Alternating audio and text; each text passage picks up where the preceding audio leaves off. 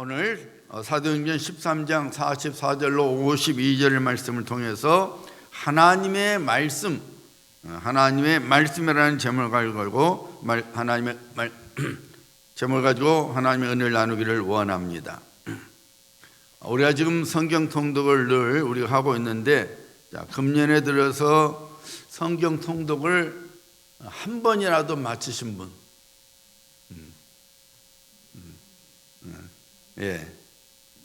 중간쯤 하신 분,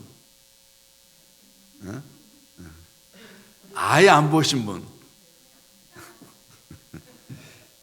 자, 하나님의 말씀이 얼마나 중요한지를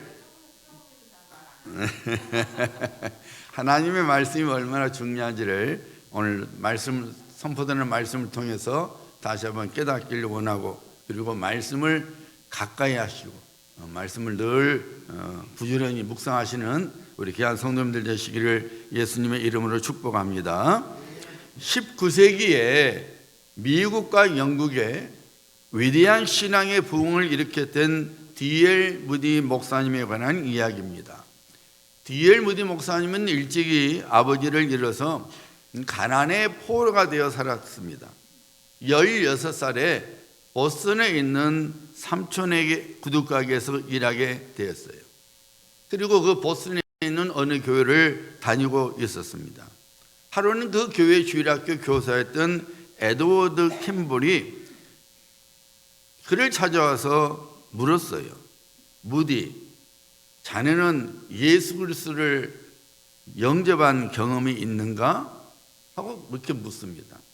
D.L. 무디 목사님이 그랬어요. 글쎄요, 저는 어머니를 따라 교회에 다녔고 지금도 교회에 다니고 있으니 예수님을 믿는다고 생각합니다. 그러자 킴볼이 다시 물었어요. 내 말은 자네가 개인적으로 제사함을 받고 거듭난 적이 있는가를 물어보는 거네. 자네 영혼이 정말로 구원을 받았다고 생각하는가? 나는 자네 영혼이 구원받기 위하여 지금까지 기도를 많이 했네. 오늘 예수 그리스도 복음을 받아들이지 않겠는가? 하고 말했습니다. 킴볼 선생님과의 그 대화는 형식적인 신앙생활에 젖었던 무디의 마음을 일깨워줬습니다.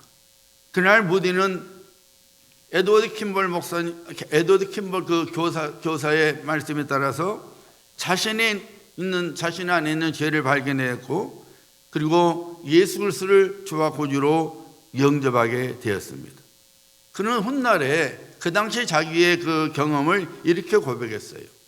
예수 그리스도의 은혜로 제사함을 받은 아침, 나는 밖으로 나가 만물을 보았습니다. 태양이 그토록 사랑스럽게 보인 적이 없었습니다. 지저귀는 새소리도 내 마음을 감동시켰습니다. 모든 것이 달라진 것입니다. D.L. 무디 목사님은 그가 구원을 받자 너무 기쁜 나머지 자기 어머니에게 편지를 썼어요. 어머니, 기뻐해 주세요. 1837년 2월 5일은 제가 어머니의 아들로 태어난 생일이지요. 18년이 지난 오늘 4월 21일은 성령으로 제 영혼이 거듭난 생일입니다. 한 사람이 하나님의 말씀을 받아들였을 때에, 그 말씀을 영접했을 때에 그 사람의 인생이 바꾸어졌을 뿐만 아니라 그 하나님의 말씀을 받아들인 한 사람을 통해서 수백만이 넘는 사람들이 하나님의 구원 속에 들어오게 되었습니다. 우리는 하루하루 삶 속에서 수많은 말들과 또 소리를 듣고 살아가지요. 우리가 만나는 사람들 통해서, 우리 가족을 통해서, 친구를 통해서, 그리고 방송 미디어를 통해서 많은 말들을 듣고 살아갑니다. 우리가 듣는 말 중에는 좋은 말, 새겨야 할 말, 의미와 감동을 주는 말, 기쁨과 즐거움을 등을 주는 말이 있는가 하면은 나쁜 말, 듣자마자 잊어버려야 할 말, 전혀 가치가 없는 말, 염려와 슬픔 등을 주는 말이 있습니다. 우리들이 수많은 말들과 소리를 듣고 살아가지만 그 어느 말보다 그 어느 소리보다 더 중요하고 소중하며 그리고 가치가 있는 말이 있습니다. 그것은 하나님의 말씀입니다. 아브라함 링컨은 하나님의 인류 창조 이래 최대의 선물은 하나님의 말씀인 성경이다라고 말했어요. 스펄전 목사님은 가정이 하나님의 말씀을 따라 지배될 때에 천사들이 그들과 함께 거하며 그들의 가족이 될 것이라고 말했습니다. 여러분, 하나님의 말씀을 영접하는 것이 얼마나 중요한지를 오늘 본문 말씀이 보여주고 있습니다. 이 세상에서 대단한 가치가 있고 매우 중요하고 그리고 몹시 감동을 주는 어떤 말도 하나님의 말씀과 비교하면은 이는 마치 태양빛 앞에 반딧불과 같습니다. 감히 비교가 되지 못합니다. 왜냐하면은 이 세상의 말은 일시적인 유익을 줄 수는 있지만 하나님의 말씀은 영원한 유익을 우리에게 주기 때문입니다. 여러분, 우리들이 하나님의 말씀을 받아들이면 우리에게 어떤 일이 일어날까요? 이 NIV 성경에는 아느라 그래서 우리가 하나님의 말씀을 아나 하면은 영어롭게 여기고 아주 영광스럽게 여기고 높여드리면은 그 말이죠. 그 말은 결국 무슨 말이냐면은 우리가 하나님의 말씀을 우리의 심령 안에 받아들이면 어떤 일이 벌어지는지를 오늘 본문 말씀이 증거해 주고 있어요. 첫째로 여러분, 우리가 하나님의 말씀을 높여드리면 하나님의 말씀을 우리가 인정하고 영접하게 되면은 우리는 하나님의 구원 속에 들어가게 됩니다. 사도 바울과 바나바가 비시디아 안디옥에 있는 회당에 들어가서 그리스도 예수의 복음을 전하자 많은 사람들이 사도 바울이 전한 복음에 귀를 기울이게 되었습니다. 두 번째 안식일에 말씀을 전하고자 회당에 갔을 때는 대부분의 시민들이 그 말씀을 듣고자 회당에 몰려왔습니다. 오늘 본문 말씀 44절이 이것을 증거하고 있죠. 그 다음 안식일에는 두 번째 안식일이죠. 유대인들은 안식일의 모험을 가졌어요. 그래서 사도 바울이 일부러 그 안식일에 회당의 자리에 간 겁니다. 두 번째 날이었어요. 두 번째 안식이었어요. 그 다음 안식일에는 온 시민이 거의 다 하나님의 말씀을 듣고자 하여 모이니. 사도 바울이 하나님의 말씀을 전했을 때에 두 종류의 반응이 따라왔지요. 하나는 하나님의 말씀을 영접했고 다른 하나는 하나님의 말씀을 비방하고 반박했습니다. 그런데 오늘 본문 말씀에 보니까 하나님의 말씀을 영접하는 사람들에게 무슨 일이 일어났습니까? 48절에 나오죠. 이방인들이 듣고 기뻐하여 하나님의 말씀을 찬송하며 영생을 주시기로 작정된 자는 다 믿더라. 하나님의 말씀을 들었을 때에 영원한 생명을 받는 하나님의 구원 속에 들어갔습니다. 성경은 분명하게 선포하고 있죠. 모든 사람이 죄를 범하였음에 하나님의 영광에 이르지 못하더니. 모든 사람이 죄인이었습니다. 우리 역시 한때 죄인이었습니다. 죄인의 자녀로 태어났기 때문에 죄인이었고 우리 삶 속에서 하나님의 뜻대로 살지 못했기 때문에 죄인이었습니다. 죄의 대가는 죽음이죠. 죄의 값은 사망이라고 성경은 분명히 선포하고 있습니다. 이 사망은 육적인 죽음뿐만 아니라 하나님으로부터 영원히 분리되는 영원한 형벌을 받게 된 거예요.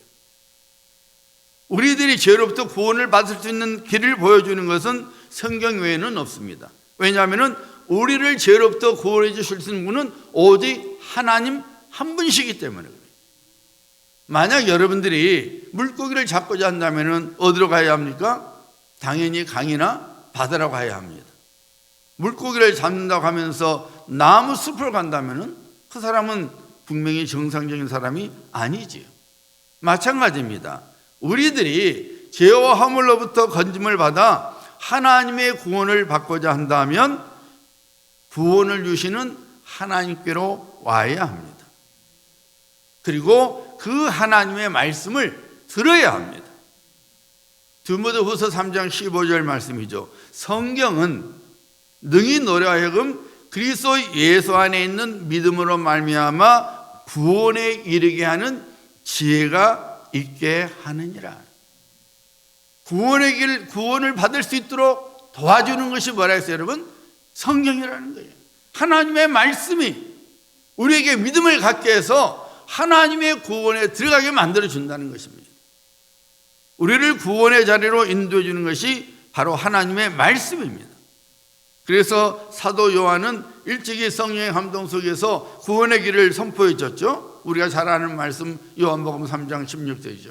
하나님의 세상을 이처럼 사랑하사 독생자를 주셨으니 이는 그를 믿는 자마다 멸망하지 않고 영생을 얻게 하려 함이라.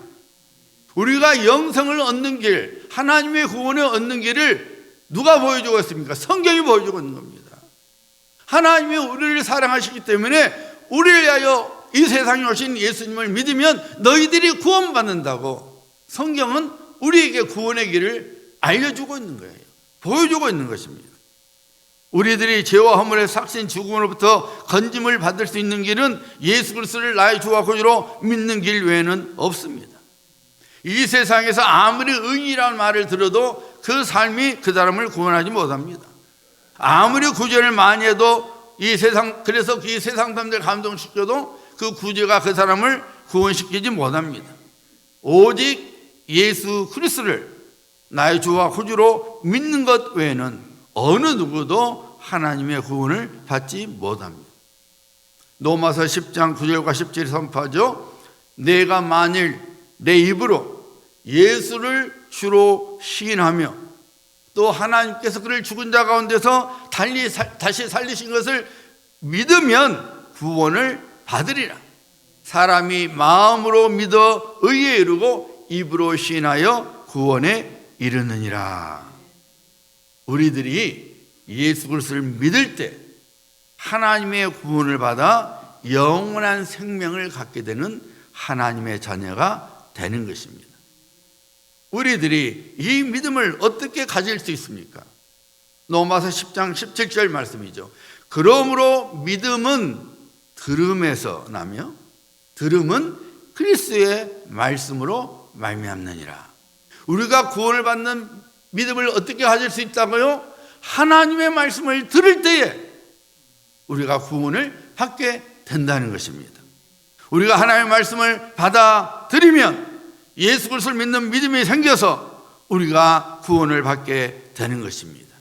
영원한 생명을 선물로 받게 되는 것입니다. 사도 바울과 바나바가 전한 그리스도의 복음, 즉 하나님의 말씀을 선포하자 그 메시지를 받아들인 사람은 다 영생을 받았다고 오늘 본문 말씀은 증거하고 있습니다. 이렇듯 영생은 하나님의 말씀을 영접할 때 받게 됩니다. 하나님의 구원은 하나님의 말씀을 내 마음속에 받아들이고 믿을 때 받게 되는 것입니다. 두 번째로 하나님의 말씀을 하나님의 말씀을 높여드려서 그 하나님의 말씀을 내 심령에 받아들이면 우리는 기쁨으로 충만해지게 됩니다. 자, 오늘 52절 말씀 보시길 바랍니다. 제자들은 기쁨과 성령이 충만하니라. 우리 각자를 향한 하나님의 뜻이 있죠. 데살로니가서 5장 16절이죠. 항상 기뻐하라. 쉬지 말고 기도하라. 범사에 감사하라. 이는 그리스도 예수 안에 있는 우리를 향한 하나님의 뜻이니라. 그러니까 여러분, 우리를 향한 하나님의 뜻은 뭐냐? 우리가 기뻐하는 거예요. 징징 짜면 우는 것이 아니라 우리가 기쁨으로 살아가는 것이 하나님의 뜻이라는 겁니다. 그래서 우리에게 말씀하죠. 명령하고 있는 거예요. 기뻐하라. 기뻐하라는 거예요. 여러분, 지금까지 살아가시면서 기쁨을 잃어버린 경험이 다 있죠. 너무 많죠. 우리 마음속에 기쁨이 사라지면 어떤 일이 우리에게 일어납니까? 살아있어도 사는 것 같지 않지요. 아무리 맛있는 음식을 먹어도 그 맛을 느낄 수 없어요. 아무리 좋은 것을 봐도 어떤 감흥이 일어나지 않습니다. 그저 머릿속이 하얘져서 아무런 생각도 느낌도 갖거나 느끼지 못합니다. 많은 사람들이 돈이 많으면 기쁨이 충만해질 줄 알지만은 그렇지 않습니다. 돈이 많다고 해서 우리 안에 기쁨이 충만해지는 거 아닙니다. 명예와 건세가 기쁨의 연천입니까? 절도는 아닙니다. 사실 물질을 많이 갖고 있으면 갖고 있을수록, 지위가 높은 곳에 있으면 있을수록 불안과 염려가 그 사람의 마음을 지배하게 됩니다. 돈이 많은 사람들은 그 돈을 다 쓰지 못하고 죽을까 봐 걱정을 한대요. 저는 들었어요, 직접. 그 못 쓰고 죽을까 봐. 내일 아침 내가 눈 떼야 되는데 내가 모은 돈 못 쓰면 어떻게 하지? 사람 뜻대로 안 됩니다. 권세 가진 사람은 그 권세를 언제 잃을지 몰라 전전긍긍하지요. 인기가 높으면 높을수록 그 인기가 거품이 될까 봐서 노심초사하게 되지요. 많은 여인들이 공황장애증을 갖고 있어요, 여러분. 왜 그러냐면은 지금 자기가 갖고 있는 인기가 물거품인 걸 알아요. 그것이 잃어버리게 될까 봐서 공황장애증에 빠지는 거예요. 이게 있다고 기쁨이 충만해진 거 아니에요, 여러분. 권세가 많다고요? 아니에요. 옛날 어린애 한국의 영락교회 박조중 목사님이 장로교에서 꽤 유명한 목사님이셨죠. 그분이 한번 노태우 대통령 때 초청을 받아서 한번 청와대 갔던 걸 내가 알고 있어요. 근데 이게 노태우 대통령 전 대통령이 이야기하는데 갑자기 빵 소리가 났대요. 그러니까 박조지 목사님은 이거 뭔 소린가 하고 이렇게 했는데 노태우 대통령은 확 엎드리더래요. 그리고 권세 있는 사람이 두려운 거예요. 박조지 목사님은 뭔 소리야 이거. 근데 대통령은 혹시 자기를 저기겠는가 싶어갖고 탁 엎드리더래요. 이게 뭐냐면 여러분, 권세가 우리에게 기쁨 주는 거 아니에요. 항상 불안한 거예요. 그러니까 그냥 뭐 꽝 소리를 그냥 놀리는 거죠. 이 세상에 어떤 것도 여러분 우리에게 기쁨을 안겨다 주지 못합니다. 재미는 주지요. 신나게 하지요. 하지만 기쁨은 주지 못합니다. 기쁨은 우리 마음속에 여러분 의미가 있고 가치가 있는 것으로 채워질 때에 나타납니다. 우리 사랑하는 어린아이가 재롱을 펴면 엄마 아빠 마음이 기쁨으로 채워지죠. 사랑하는 사람으로부터 사랑을 받게 되면 그 마음속에 기쁨이 가득 차게 되죠. 우리가 열심히 수고한 것이 열매로 맺어지면 우리 마음속에 기쁨으로 채워지지요. 우리들 삶 속에 기쁨을 주는 일들만 만나게 되면 얼마나 좋겠습니까? 그런데 그렇지 못한 것이 우리 인생이에요. 인생 속에 풍랑이 찾아오거나 세찬 바람이 칠 때가 있습니다. 한 고비를 넘기면 또 다른 고비가 찾아옵니다. 야곱이 바로 앞에서 내가 험악한 세월을 보냈나이다 라고 말했던 것처럼 우리 인생이 그러합니다. 어느 시인이 말했죠. 상처 없는 새가 없듯이 모든 사람들이 상처를 안고 살아가고 있다. 인생의 불안과 상처 그리고 염려와 두려움은 어디로부터 오는 것입니까? 죄로부터 오는 것입니다. 아담과 하와가 에덴의 뜻은 기쁨이라는 뜻이에요. 그 에덴 기쁨 속에서 살았지요. 하지만 그들이 하나님의 말씀을 불순종하여 죄를 범했을 때에 그들에게 제일 먼저 찾아온 것이 무엇이었어요, 여러분? 두려움이었습니다. 그래서 하나님께로부터 도망쳤지 않았습니까? 하나님께서 아담아 아담아 부르는데 다음 때 같으면 예 하나님 그냥 웃으면서 만났을 텐데 죄를 범하니까 숨었잖아요. 숨었어요. 두려움이 먼저 찾아오지 않았습니까? 여러분, 죄는 절대로 우리를 만족하지 못하게 하고 늘 목마르게 합니다. 그래서 우리를 이기적인 삶으로 살아가게 만들죠.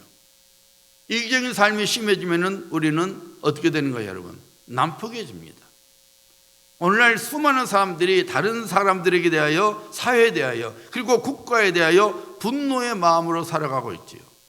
자기 탓이 아닌 남의 탓을 돌리면서 자기 안에 있는 분노로서 자신뿐만 아니라 다른 사람들에게도 상처를 입히며 살아가고 있습니다. 그러니까 괜히 아무 관계도 없는 사람이 지나가는데 가서 주먹을 휘두르는 거예요. 가 밀어버리는 거예요. 죄가 가득 차 있으니까 자기뿐이 모르는 거예요. 난폭해지는 거예요. 그래서 자기 하고 싶은 대로 하는 거예요. 저 사람이 뭐 다치든 말든 죽든 말든 상관하지 않는 거예요. 가서 그냥 막 두드려 패는 거예요. 전철이 오는데 가 밀어버리는 거예요. 차가 오는데 밀어버리는 거예요. 이것이 여러분 바로 죄로 오는 그 두려움과 불안이 그렇게 만드는 거예요. 만족하지 못하는 거예요. 뭘 해도 만족이 안 되는 거예요. 여러분, 하나님께서 사람을 지으셨을 때에 이 세상의 그 어느 것보다도 가장 귀하게 지으셨습니다. 사람에게만 그의 호흡을 훅 불어넣으셔서 생명이 되게 하셨습니다. 뿐만 아니라 그래서 예수 안에서 구원을 받은 성도는 하나님의 작품이라고 사도 바울이 성령의 감동 속에서 선포하지 않았습니까? 그래서 늘 제가 말씀드린 대로 예수 그리스도의 보혈로서 제사함을 입은 우리는 그 어느 것도 우리보다 더 가치 있는 것이 없는 거예요. 하나님께서 하나님의 호흡을 우리에게 불어넣으셔서 생명이 되게 하셨기 때문에 이 세상의 그 어느 것도 우리보다 가치가 있지 않는 거예요. 그래서 이 세상의 어떤 것으로 우리가 만족하지 못하는 거예요. 왜? 우리보다 가치가 없기 때문에. 여러분, 100불짜리가 가치가 있지 1불짜리가 가치가 있습니까? 아니에요, 여러분. 우리가 가장 가치 있는 존재로 하나님께로 지음을 받았고 또 예수 그리스도 보혈로서 씻음을 받아 하나님의 자녀가 된 가장 가치 있는 존재이기 때문에 이 세상의 어느 것도 우리를 만족해 주지 못하는 거예요. 그래서 원수 마귀는 이 세상의 것으로 가짜를 자꾸 대안책을 만들어서 대체물을 가지고 우리를 유혹하는 거죠. 기쁨이 아니라 재미로 우리를 유혹하는 거예요. 평강이 아니라 편안함으로 우리를 유혹하는 거예요. 그래서 하나님의 말씀에서 벗어나고 그의 밥이 되게 하고 하는 것이죠. 여러분, 우리가 하나님 앞에서 가장 가치 있는 존재로 지음을 받았기 때문에 우리를 위로해 줄 수 있는 분은 우리를 지으신 하나님 한 분에는 없습니다. 우리 인생의 위로는 하나님께로부터만 오는 거예요. 그래서 우리 예수님께서 말씀하지 않았습니까? 수고하고 무거운 짐진 자들아 다 내게로 오라. 내가 너희를 쉬게 하리라. 소망을 잃어버리고 절망의 포로가 된 이스라엘 백성들에게 하나님께서 이사야 선지자를 통하여 뭐라고 말씀하셨어요? 너희의 하나님이 이르시되 너희는 위로하라. 내 백성을 위로하라. 하나님께서 뭐라고 말씀하셨어요? 너희의 하나님이라는 거예요. 내 백성이라는 거예요. 하나님께서 이스라엘 백성이 하나님이시고 이스라엘 백성들이 하나님의 백성이라는 것입니다. 그리고 이사야 선지자를 통하여 위로하십니다. 두려워하지 말라. 내가 너와 함께함이라. 놀라지 말라. 나는 내 하나님이 됨이니라. 내가 너를 굳세게 하리라. 참으로 너를 도와주리라. 나의 의로운 오른손으로 너를 붙들어 주리라. 우리 인생의 위로가 이 세상에서 오는 것이 아니라 오직 하나님께로만 온다고 하나님께서 친히 우리에게 말씀하고 계시는 거예요. 이런 하나님의 말씀이 우리 안에 채워지게 되면은 그 하나님의 말씀이 우리 안에 있는 기쁨을 회복시켜 주는 거예요.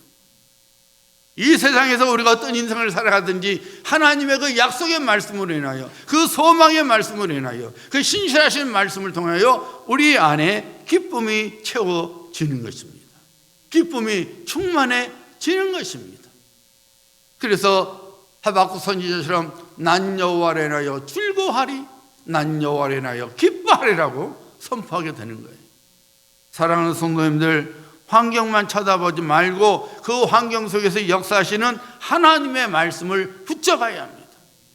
인생의 상처를 상처로만 보지 말고 그 상처를 통해서 나에게 가져다 줄 하나님의 구원의 말씀을 묵상해야 합니다. 하나님의 말씀을 우리가 품고 살아가면, 하나님의 말씀을 붙잡고 살아가면은 우리는 어떤 상황 속에서도 하나님의 위로를 받게 되어서 우리 안에 기쁨으로 충만해지는 놀라운 일이 일어나는 것입니다. 하나님의 말씀을 영접할 때, 하나님의 말씀을 품고 살아가면은 기쁨이 충만해지는 것입니다. 세 번째로, 하나님의 말씀을 품고 살아가면 성령 충만한 삶을 살아가게 됩니다. 오늘 48절에 나오죠. 제자들은 기쁨과 성령이 충만하니라. 모든 그리스도인들이 성령 충만한 삶을 살고자 원하지만은 그렇다고 해서 모든 그리스도인들이 성령의 충만함 속에서 살아가고 있지는 않습니다. 어떤 사람들은 성령 충만하면은 뭔가 막 방언을 말하고 막 소리를 골골이 지른 것으로 생각하고 부정적으로 생각을 해요.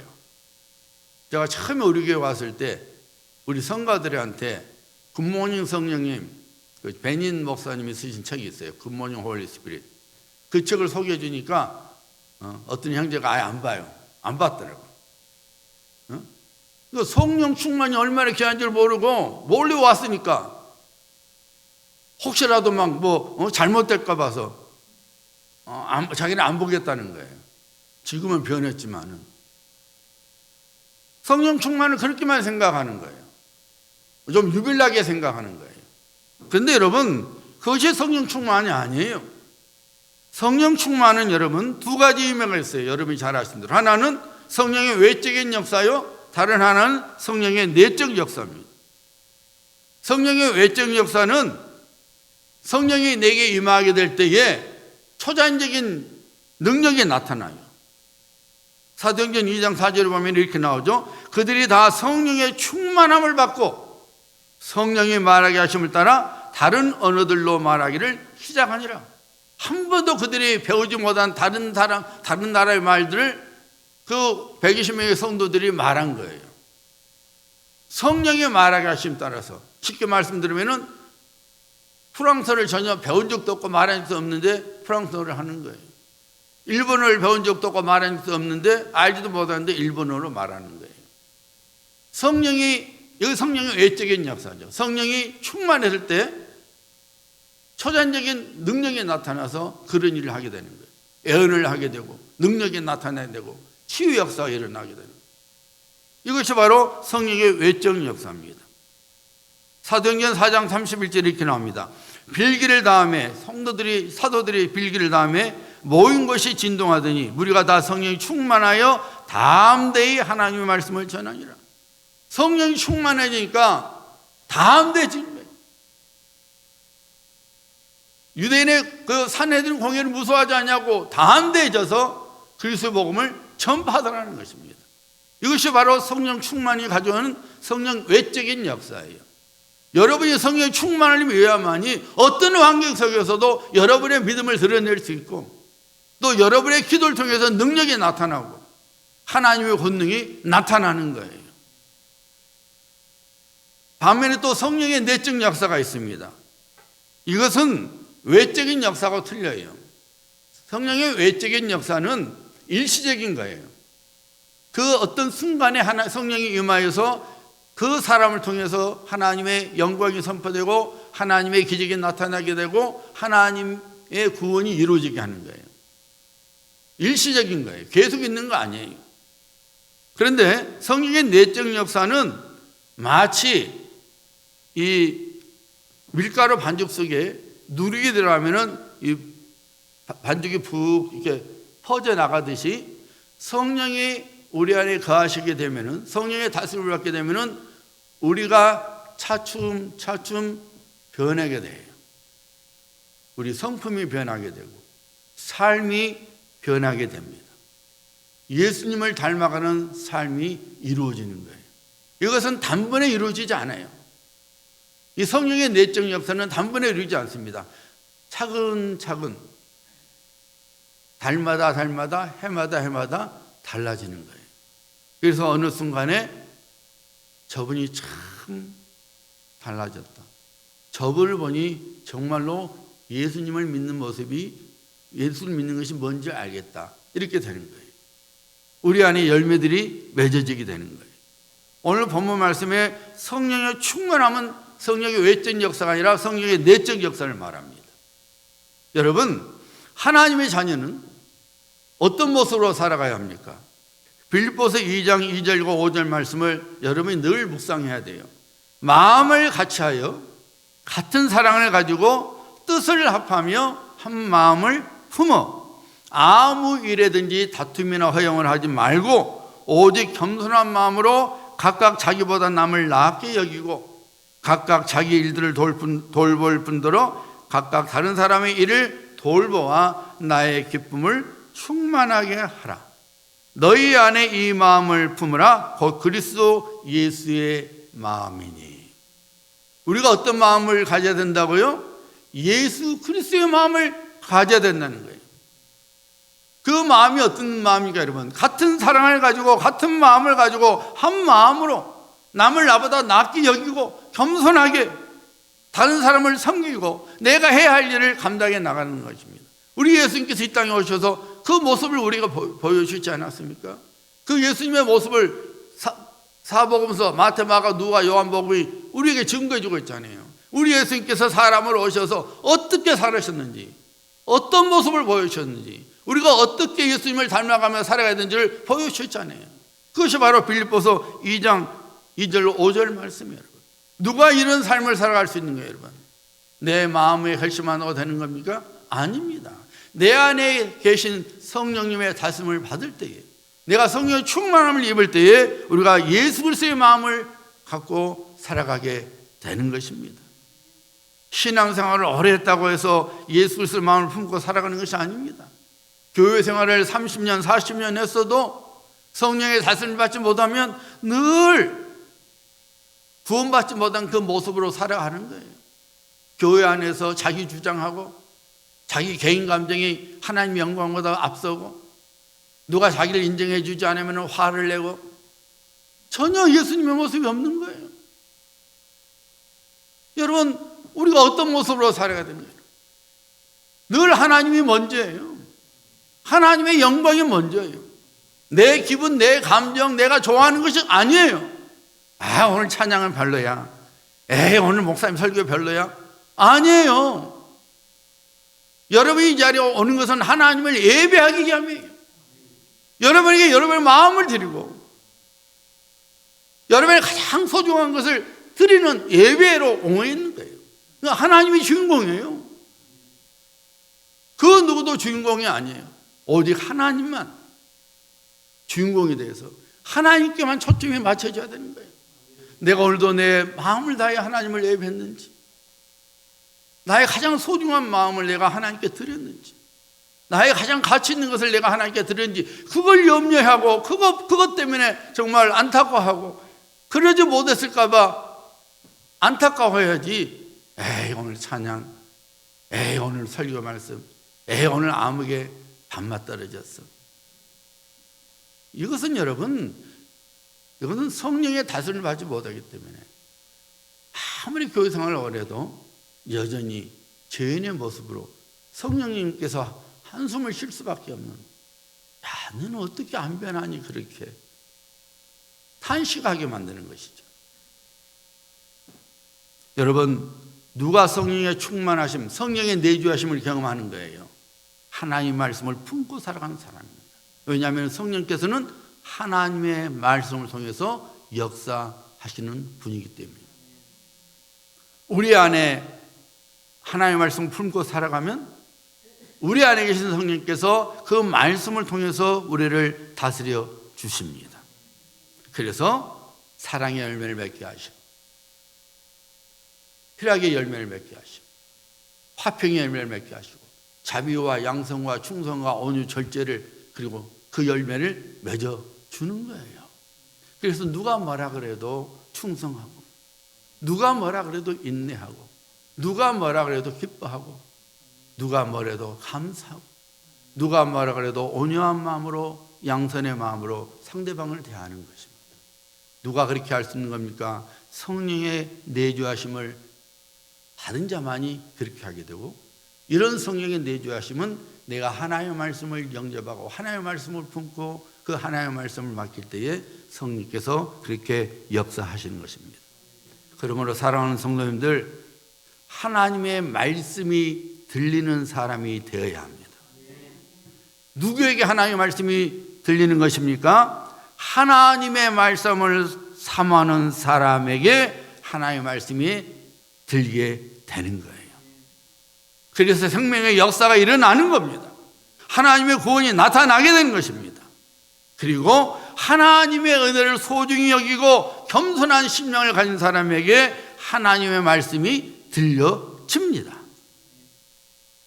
잊지 마시길 바랍니다. 하나님의 말씀이 품어질 때에 어떤 환경 속에서도 하나님께서 주신 소망으로 인하여 기쁨이 회복이 됩니다. 무엇보다도 하나님의 자녀의 모습을 잃지 않고 담대함과 거룩함으로 살아가는 모습을 보여서 그 삶 속에서 하나님의 영광을 드러내고 구원의 다리 역할을 하게 되는 것입니다. 사랑하는 성도님들, 하나님의 말씀이 들리는 신앙생활을 하고 계십니까? 하나님의 말씀이 들리지 않는 것은 무엇이든지 버려야 합니다. 회개해야 합니다. 세상 염려와 근심으로 가득 찬 마음을 회개해야 합니다. 완악한 마음을 회개해야 합니다. 우리 인생에 있어서 참으로 소중한 것, 우리를 살리는 것은 하나님의 말씀을 품는 것입니다. 아모스서 8장 11절 말씀이죠. 주 여호와의 말씀이니라. 보라, 날이 이를지라 내가 기근을 땅에 보내리니 양식이 없어 주림이 아니며 물이 없어 가람이 아니요 여호와의 말씀을 듣지 못한 기갈이라. 하나님의 심판 날이 가까울수록 하나님의 말씀이 귀에 들리지 않는다는 거예요. 먹을 양식 때문에 죽는 것이 아니라, 마실 물이 없어서 죽는 거 아니라, 그 말씀이, 하나님의 말씀이 들리지 않아서 사람들이 죽어가게 된다는 것입니다. 여러분 기억하셔야 합니다. 우리 인생을 회복시켜주며 우리 인생을 지탱해주고 우리 인생을 풍성하게 해주는 것은 하나님의 구원입니다. 이 하나님의 구원이 우리 삶 속에서 이루어지게 하는 것은 하나님의 말씀입니다. 여러분 인생이 복된 인생 되기를 소원하십니까? 여러분의 인생이 여러분이 소원하는 인생으로 회복되기를 원하십니까? 하나님의 말씀을 가까이 하시기 바랍니다. 하나님의 말씀을 귀하게 여기시길 바랍니다. 그 말씀을 마음에 품고 그 말씀에 순종하는 삶을 살아가시길 바랍니다. 그런 삶을 살아갈 때에 하나님의 구원이 여러분 삶 구석구석에 임하게 되고 그 구원의 손길로 인하여 여러분의 인생이 복되게 되고 그 복된 인생이 다른 사람들에게도 증거되어서 다른 사람들이 하나님의 구원 속에 들어오게 되는 하나님의 중보자의 삶을 살아가게 되는 것입니다. 이런 삶을 살아가시는 우리 귀한 성도님들 되시기를 예수님의 이름으로 축복합니다.